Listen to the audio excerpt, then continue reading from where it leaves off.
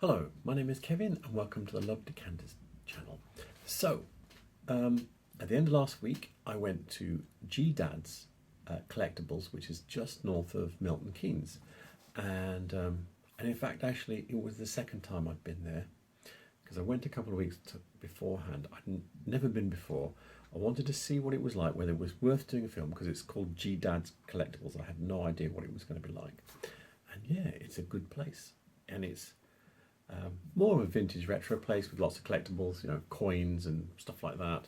And but yeah, there's plenty of glass, because this is going to be a two-parter. Now, when I went the first time, I did pick up a few bargains, and I thought I should show you those, just to show you the kinds of things that you can get there. So I'll show you the first one, and it's this lovely decanter.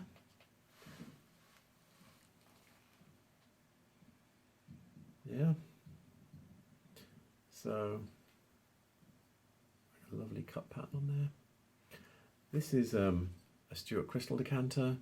The pattern's called Ellesmere. It's from the 1930s. It's a Ludwig Canai design, and yeah, and it's in very good condition. Look at this, you know, it's in very good nick. Anyway, this was £12, so proper bargain. And then the other thing I bought in my first visit was this jug. So this is a Cola Moser jug for Lotes. It's pre-war. It's a crackle glass jug. Basically, they get the blob of glass, blow it a bit, and then they dip it into a bucket of water. It shatters the surface of the jug like this, and then they finish blowing it. Well, reheat it, because obviously the surface is all cold, but they reheat it to make it plastic again, and finish blowing it. So it's kind of smooth but crackled, randomly crackled all over, and somehow it's blown into a mould. Don't ask me how they do it, and it's a bit weird, because it's got a bit of a seam here and a seam here, but no seam anywhere else that I can find. Yeah, so there must be a weird way of doing this handle that's embedded. It's a really interesting design, and it's from the 20s and 30s. So those were the two things I bought the first time. I did buy some more in the second time. So this is going to be a two-parter, and I didn't buy the other bits or see the other bits until later in my journey. So I'll show you those in part two, and they're very different from these. Yeah, you find things when you're doing the film, you're going through every last thing on the shelves and looking very carefully. Whereas when I went the first time, I was just like, let's see what this place is like. Let's have a quick scan around and have a look, and ask if they will let me film here if it's a nice place. So yeah, they were very kind. They said, come back anytime you like. So yeah, so with that said, we'll get on with the film. So I'm here at Gdad's Collectibles, just north of Milton Keynes. You know, you're not hearing any car noises or anything like that, because yeah, it's really right in the middle of nowhere, yeah, so you can see there. There's plenty of parking here. It's a little industrial estate that's just off a main road. You have to drive a little way down it. Yeah, plenty of parking. There's my car there, out on its own. So yeah, there's masses of parking here, so you don't have to worry about that bit. And yeah, so let's go in and have a look.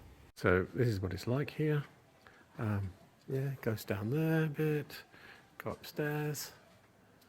So yeah, it's not massive, but everything's quite tightly packed in, and because it's collectibles, there's no huge bits of furniture using up the space, so there's lots of cabinets and stuff. And right near the entrance, there's a whole bunch of Romanian fish. There's like a whole swarm of them, and the prices look good. So they're sort of like, there's no really small ones. The medium-sized ones are £10, and that's quite a nice, you know, unusual bright one there. Yeah, there's quite a few. The one in the back there is absolutely monster size. It's £30. Yeah, but it seems like smallish is £10, big is £30. And there's something I haven't seen before. There's a silver one. I'm looking at the 20thcenturyglass.com website, and there's this one here which is labelled, and then there's this fish here. I'm going to look at this fish because this is the one that's like the fishes, most like the fishes that we're looking at. I don't think it's oh, is it labelled? Yes, it is labelled as well. So if you look here, made in Romania. It tells you the differences in the naming convention here, so that can give you a tighter date on it. Let's go. Romania, which is the English spelling for up till 1975. So this fish that he's got here is a pre-1975, and that kind of gives you a nice median date for them. You know, the 60s and 70s items, and so yeah, but the one he's got here is a Romanian one, and yeah, it's probably as big as the big one that we saw, because saying it's 22 inches long. So there you go. They are definitely Romanian and not Murano, as a lot of people say. Yeah. So yeah, I don't recognise this one here, and yeah, I've seen these before somewhere. I'm wondering if they're Scandinavian. I don't know. I might try and find those. They're quite interesting plates. They look like they're centrifuge moulds. The fish plates are made by Arcaroc, which is a French company. I did a bit of Googling. If you look on images, there are a lot of those fish. Some of them are in different colours, but not many. Most of them are just clear. And there's different sizes here, because you can see there's two sizes. That's like a different fish altogether. But that is the same fish, just in blue. And just have a quick shove to make sure I didn't miss anything. Yeah. So, yeah, there is a lot of them. But yeah, Arcaroc mass produce things, and I thought, yeah, let's have a quick shove to Arcaroc and see who they are. And Arc Holdings, and I've had a read through this. So they've been around a while, they've changed names, and if you go down to current times, they did have some troubles, financial problems, and they had a bit of a buyout, but yeah, they're still going today, and it tells you somewhere. Where does it tell you? So 7,500 employees around the world today, and the revenue is £811 million. Oh, euros, I should say. So yeah, they're still going today. So that's nice to see. I know they're doing mass production, but yeah, they're a long-standing firm. You don't want them to disappear off the face of the earth. Yeah, this looks like there's quite a lot of Swarovski crystal. It might not be them. It might be someone imitating it. There's a deer in the back that says not Swarovski. Yeah. So yeah, I'm not into that stuff. So down below, there's a few bits in here, but this is interesting. The big Victorian frilled bowl there. I wonder if it's uranium glass. It's Vaseline glass, but this looks a bit Victorian, but it's actually a bit too heavy to be that. So it's probably interwar. I didn't pay attention to this either. Nachman crystal. It's like pressed glass, but it's a really complex shape.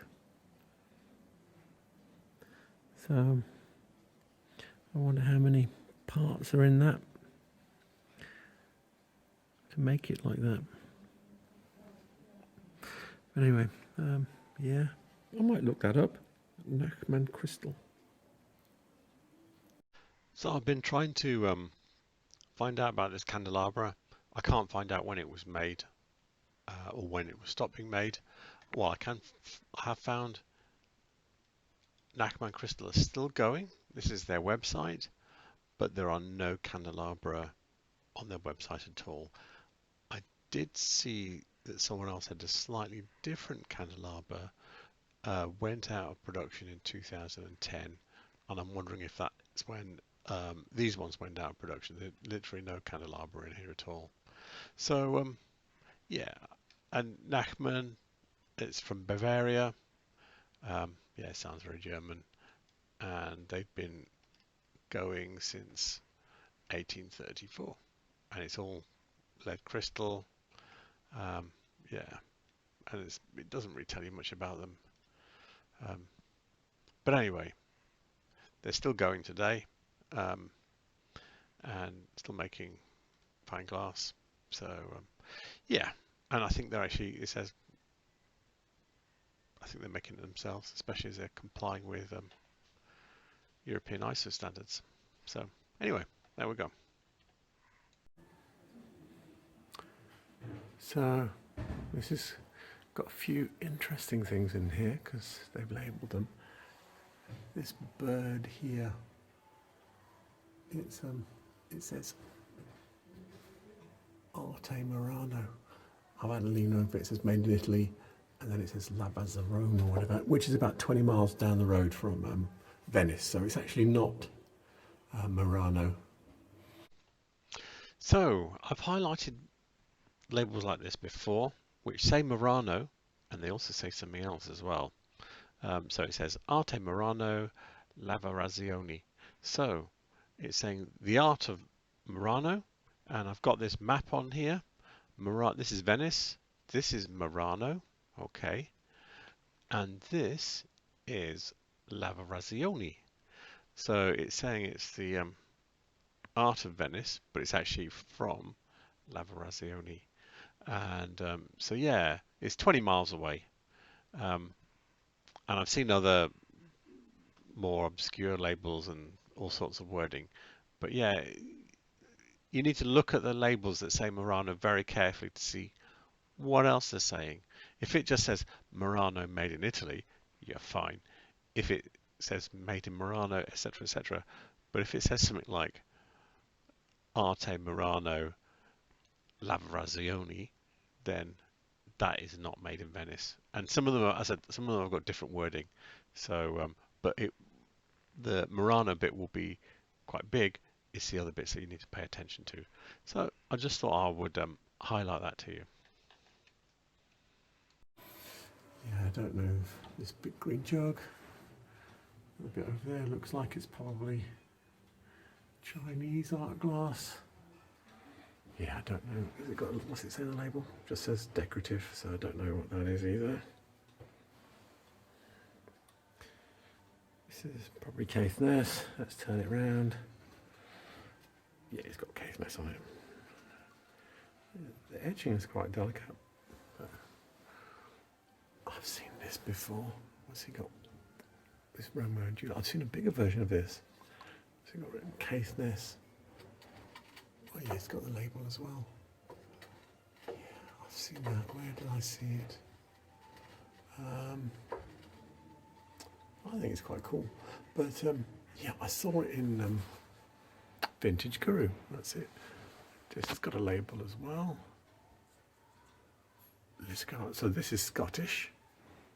That's kind of unexpected. It looks very Scandi. So the Liskeard tea light we were looking at, it's saying it's from the 70s here. The label looks like it's from the 70s, I have to say that. This is a blue one, but there's another one down here, and they're saying it's from the 70s as well. I know that Liskeard is somehow associated with Caithness and Strathern, and there's some associated with people departing and coming and going, etc., between those companies. But yeah, I just thought it was cool to see one with a label on. I have seen those tea lights before, but not very often. So, and only a couple of them have popped up when I've done a search. So yeah, they're not common. Chance Brothers. I'll be able to look that up as well. What I'm looking at here is 20th Century British Glass by Charles Hajdamach. And yeah, the handkerchief glass we're looking at is this pattern, but probably in this size and this colour. But anyway, the pattern is called Bandel, and it's from 1960. So there you go. Yeah, and the other bits, don't really know.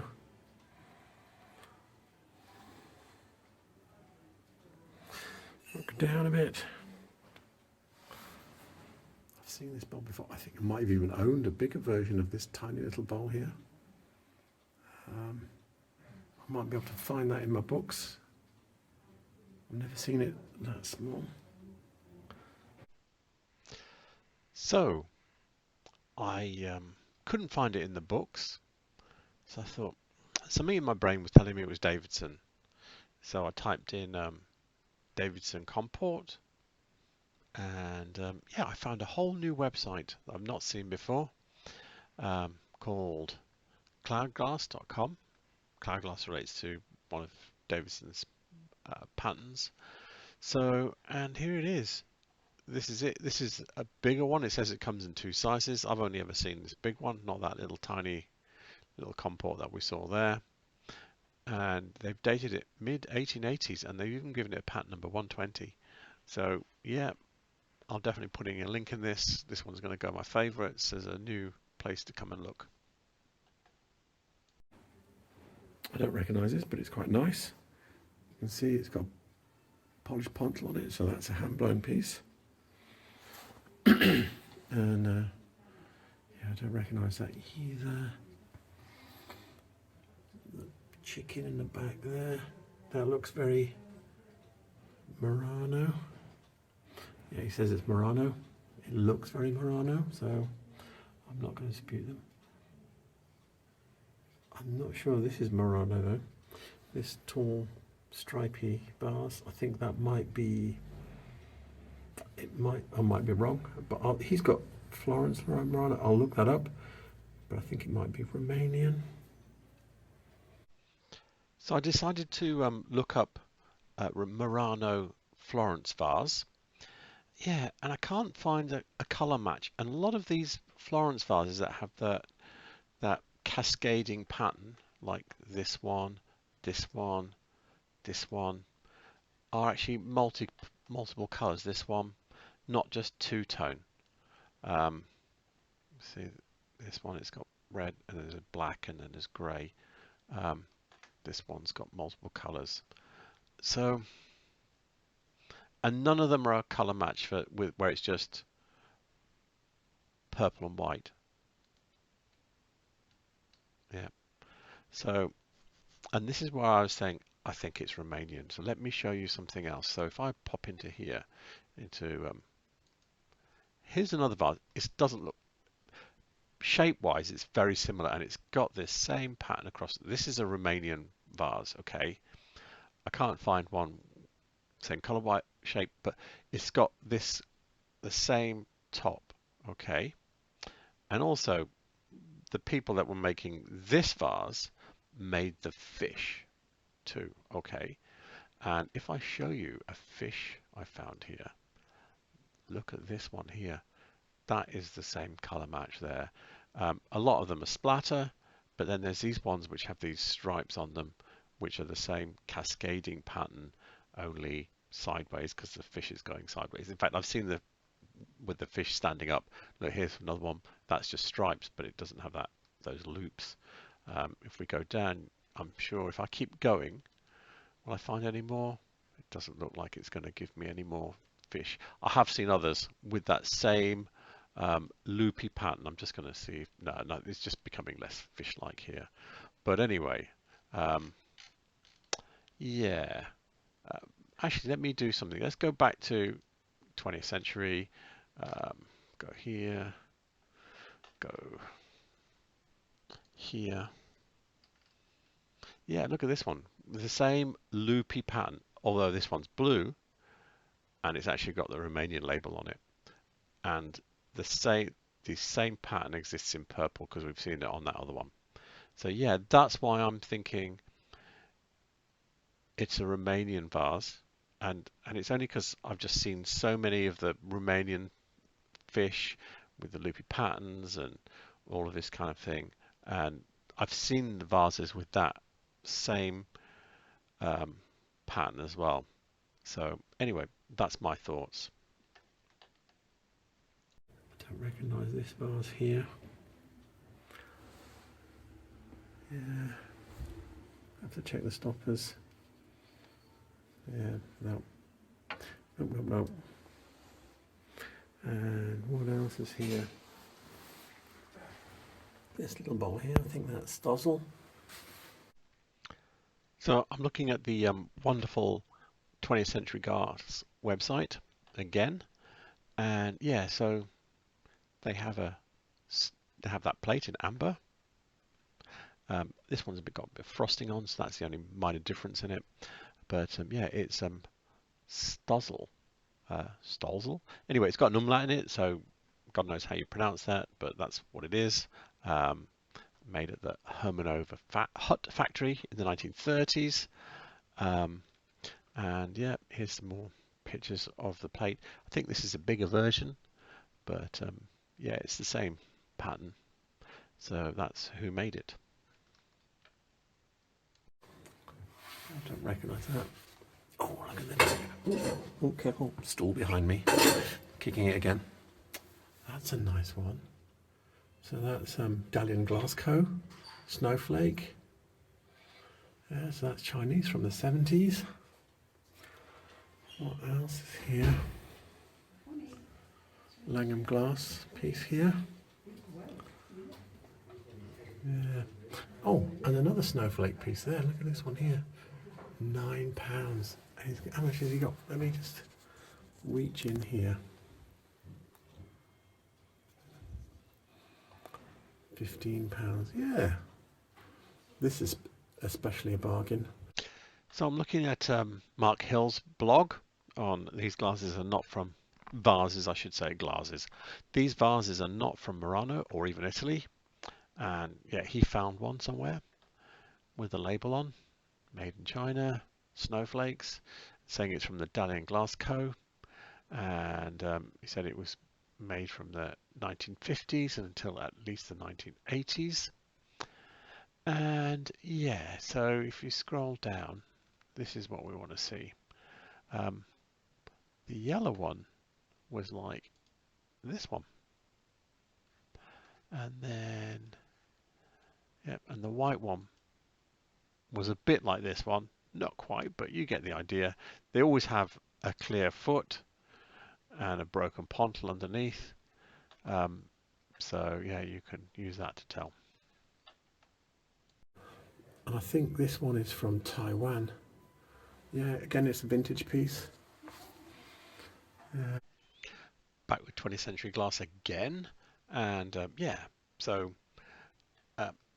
here's a little vase. It's a slightly different color, but pretty much the same as the one we were looking at. And he's saying it's Taiwan. Blah, blah. The company is called Lego. How does he know? He's got a couple of little references here. I clicked on one, and you can see actually it's the same vase. The pattern is exactly the same, with that little twiddly handles on. But if you look here, it's got a label. If you make it bigger, it says Lego, made in Taiwan. So there you go, Taiwan. Who'd have guessed? What else? Oh, Romanian basket. Glass basket, so that's Romanian. Again, it's vintage. Case this. He's got that written on it. I'll see if I can find that in the book now that I know who he's got on it. Yeah, this is Murano.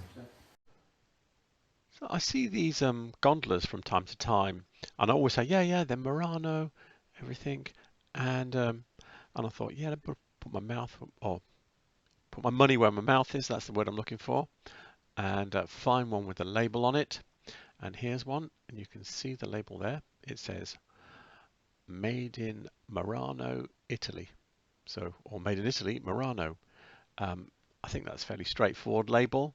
Normally there's a bit of blagging in there if it's not a Murano piece, but I think that's straightforward enough for it to be really Murano.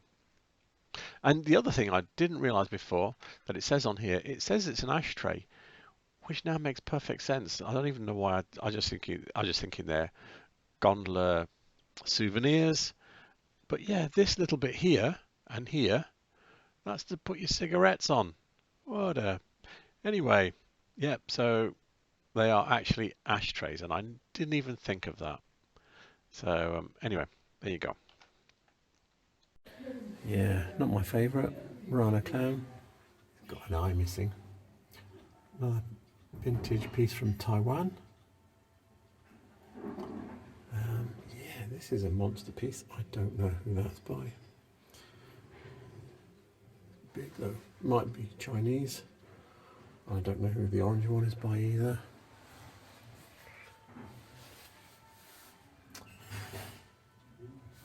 Says that summer, so I couldn't find it otherwise. I'll just double check and make sure it's not Crisbo. I'll check the catalogues that I've got. So I'm looking at the Kribska catalogue for 1999 that I've downloaded from the Czech Glass Guide website. And what I've been able to find is I found some things in the same colorway with this blue and then pale amber down below here. Here's another one. You can see this is probably closer to what we were looking at. It's not quite so dark. But what I've been unable to find is something that shape. And that makes me really reluctant to say it's Kribska. It has the look. We've got the colorway, but even if the shape existed in a different colorway, I would be more comfortable. And these are free-form made things. They're never, they make things roughly the exactly same, but they're not blown in a mold or anything. That there's someone repeating the same process and trying to make it the same every time. So, and the problem is lots of people were making this type of glass. So unless I see one that looks like it's deliberately trying to be that shape, I'm not comfortable saying that's what it is. So yeah, the answer is no, I don't know. And there's probably a decent chance that it is Murano. This has got a period bar here. I'm checking through the glasses to see anything exciting. I mean, yeah, this is quite nicely handmade, but I don't know. That looks like it's in poly. Yeah, I think some of these are like little French, little transfer printed things that were very common in the 50s and 60s. Oh, in the back there. Let me see if I can see it from the other side. Those look, yeah, I'll go around the other side. These little pony glasses, they look like they're Ravenhead. Something like Alexander Hardy Williamson would do. Yeah. This book is Miller's 20th Century Glass by Andy McConnell. And yeah, so I think the glass shape that we were looking at is this one here. Okay.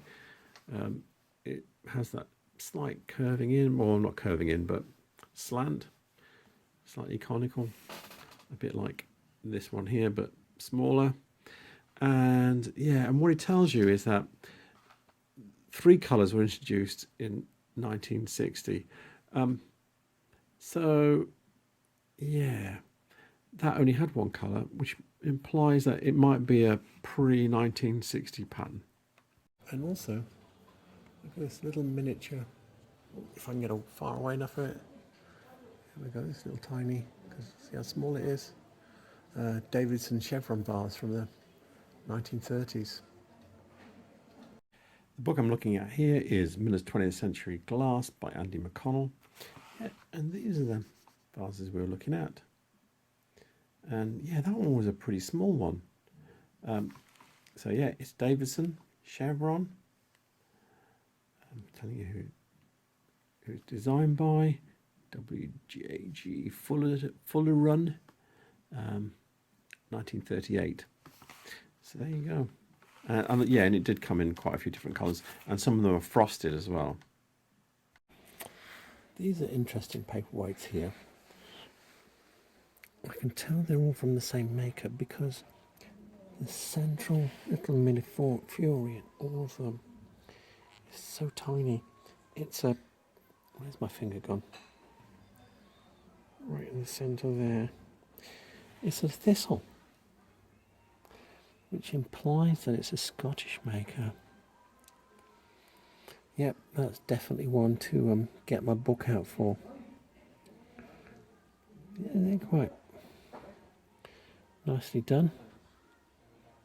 Yeah, so that would be quite interesting to figure out who they're by. So I said I'll try and track down those paperweights with the thistle cane signature in the middle. And yeah, I was going all over the place. Everybody was saying different things about them.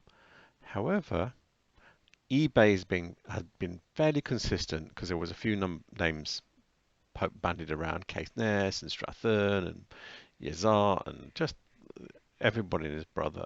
But eBay is fairly consistently saying John Deacon. But in that, actually, the ones that are for sale have this. I think there's one in here. There's one that says it's Caithness, and I think, yeah, there's another one that says Perthshire, but that's not quite the same, that one. But anyway, eBay is quite clearly telling me it's John Deacon. So from there, I did a little more searching, and I found this on the Glass Museum, whole story of John Deacon, and you can see they're doing the whole story of it, how it's cascaded out of Monart to Yazart to Caithness and Strathern, and yeah. Anyway, whole wedge of Scottish firms that kind of like predecessed before John Deacon eventually went in as one as a apprentice and came out as his own company. But anyway, so cut it short.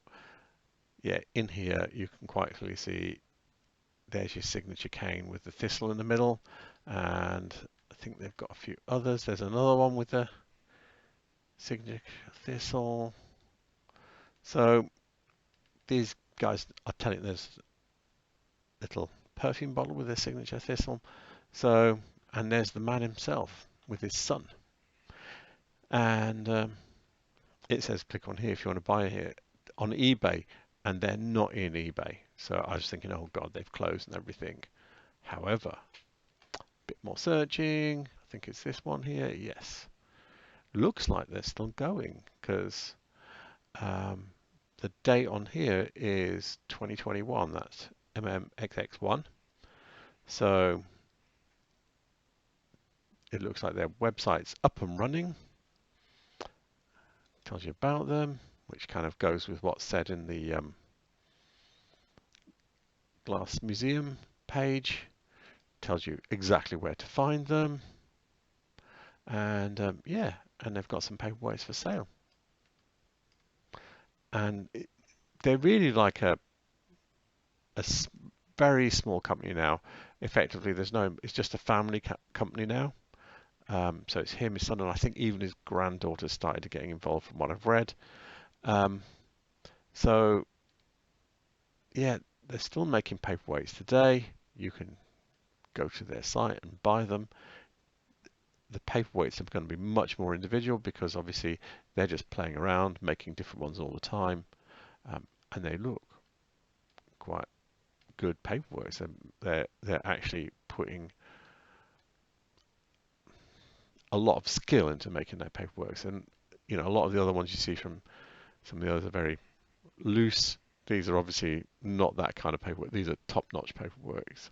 So anyway, that's the story. Those paperweights are all John Deacon's, and I've had a nice little learning exercise from it. Interesting triangular decanter in the back here, commemorating Charles and Di's wedding from 1981. Yeah, I don't know who that would be by. It kind of looks a bit Thomas Webby, but yeah, I don't know. I'll have to check. So after much searching and coming at it from different angles, I can't find that decanter.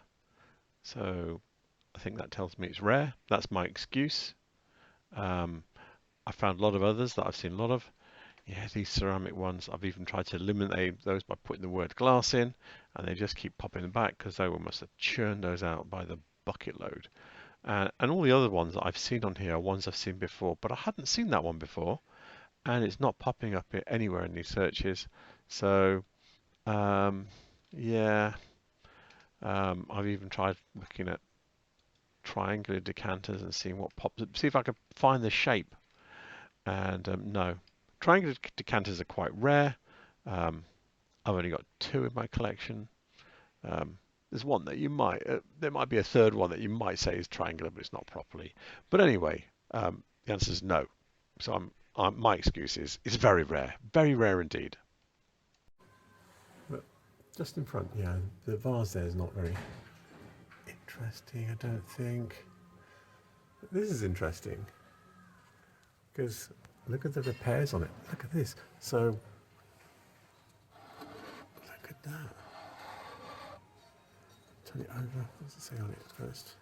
Carlton ware. So this is interwar. So it shows you that. And look at that space underneath. So this probably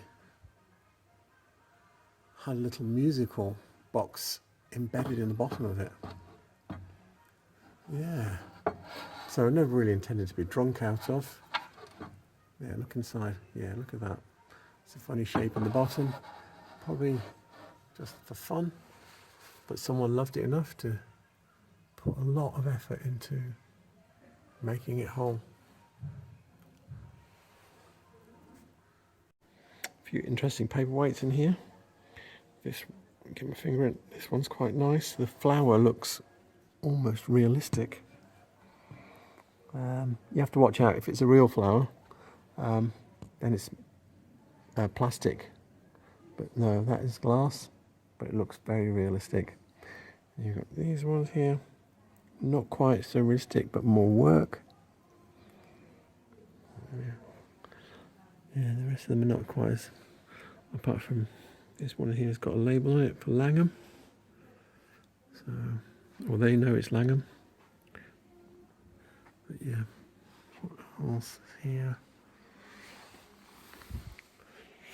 Yeah, I don't recognise this bowl at all. And some fused glass in the bottom. I'm seeing a lot of that as modern, is appearing. Oh, there's another piece of fused glass. Yeah, another not very exciting paperweight. Yeah. Not glass, but yeah, look at these. These are quite cool. Port Merion. But they're so of their period. Look at the teapot with the lid. There's no. I think these are Bagley. Almost gave myself a fright. Look, there's me.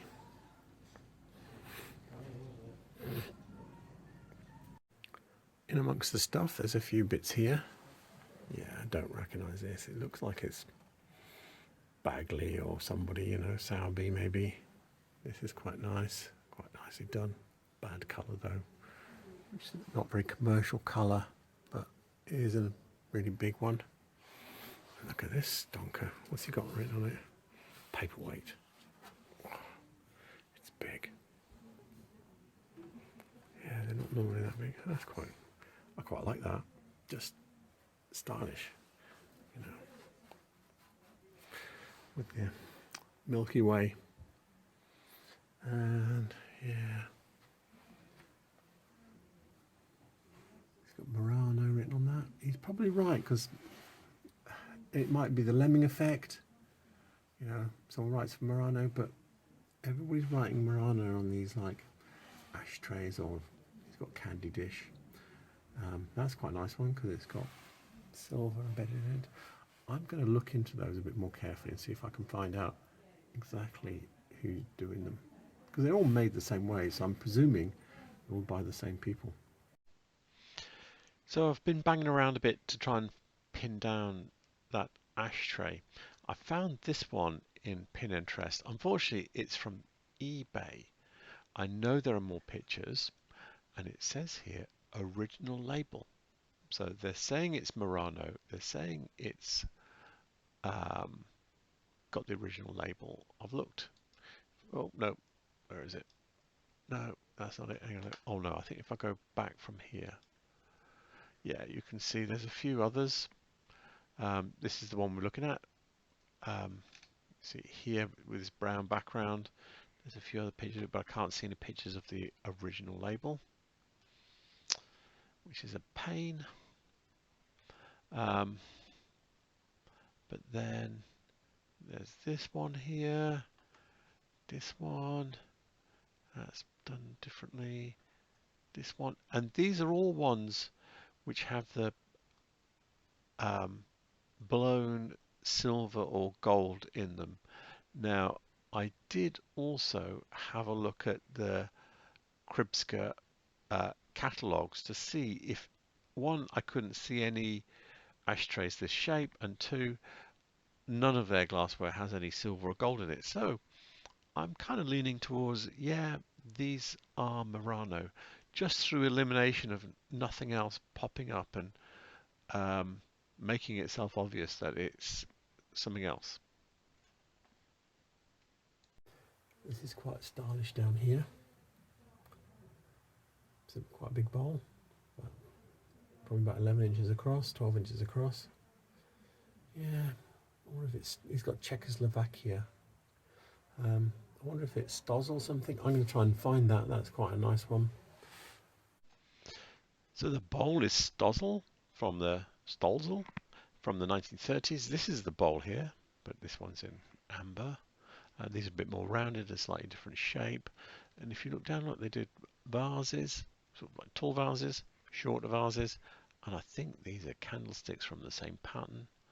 So we'll have a look at this one, because this is the one with the bowl, the same shape, and glass bowl playset doesn't. It's got a pattern number as well, so he's pretty certain. In fact, he's got a pattern number for the bowl and for the plate.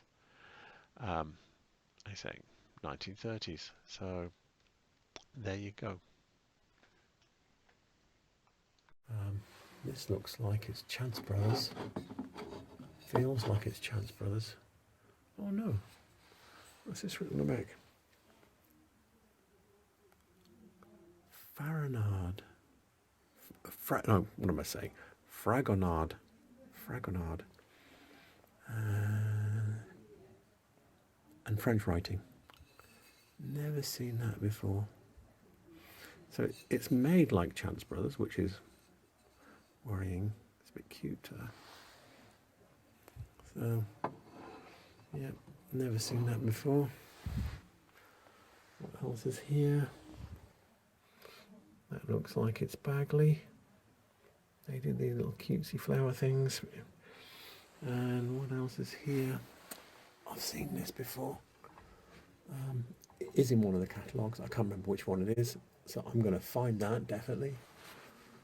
This book is the Peacock and the Lions by Sheila Murray, and yeah, this is the bowl that we're looking at here. It doesn't tell you a lot here, but tracking back through the pages to find plate 41 mentioned, I think this pattern is from 1922. So there you go. I don't see it very often. I do see this occasionally, but it's not the most common pattern. Lacy stuff. feels very new. Yeah, I don't know. Might be American. That looks like it's a piece out of a 1930s trinket set. And a couple of bits of carnival glass. And looking in the undergrowth, another Romanian fish. Quite a chubby one. That's made to stand upright, and £10 again. So yeah, good prices on the fish here. Okay, it's elevated now. I can now say it's an antique centre because it's got a Medina seahorse, and it's £8, and it's perfect. So that's quite decent. Well, yeah, that's not super quality compared to some of the others I've seen, but the seahorse is nice. Well, I hope you liked Gdad's. Yeah, I liked it. It was a nice place, and they're very friendly there. So yeah, it's a good place to go. So I hope you enjoyed that video. With that said, I will give you all the addresses and links and everything for Gdad's in the description below. And please remember to like and subscribe. And there will be a part 2. Thank you. Good night.